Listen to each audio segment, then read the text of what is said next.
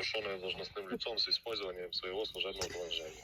Мгм. По данному заявлению речь идет о том, что сотрудники банка, используя свое служебное положение, они компрометируют персональные данные граждан. Мгм. На сегодняшний день цифра составляет порядка 120 тысяч жителей, пострадавших.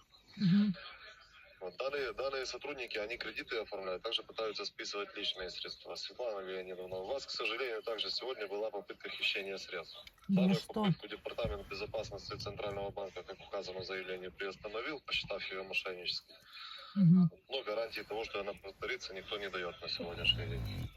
Ага. Вам что-то известно на данный момент об этой ситуации? Нет, конечно, вы что?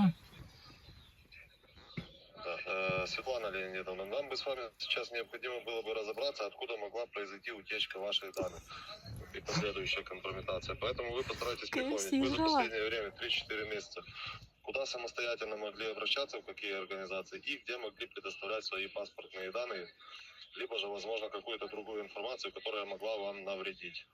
Ну, я только в этом была, как его, этот сейчас, психдиспансер, короче. Психдиспансер, вы туда предоставляли свои паспортные данные? Ну, они же паспорт спрашивают, там полис, этот, как его, СНИЛС там какой-то, СНИЛС, пенсионный этот. А какова причина была посещения данного учреждения?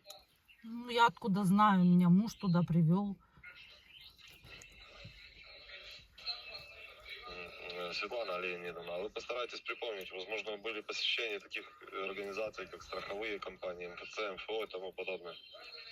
Нет, не было.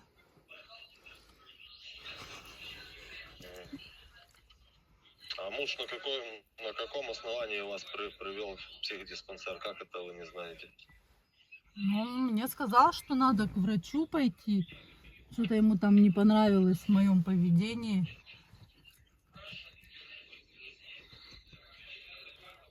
Светлана Леонидовна, а вы отдаете отчет, с кем вы разговариваете сейчас? И как вы разговариваете, о чем вы ведете со мной беседу со своей стороны? Конечно, отдаю. Да, с кем вы разговариваете на данный момент? С мошенником.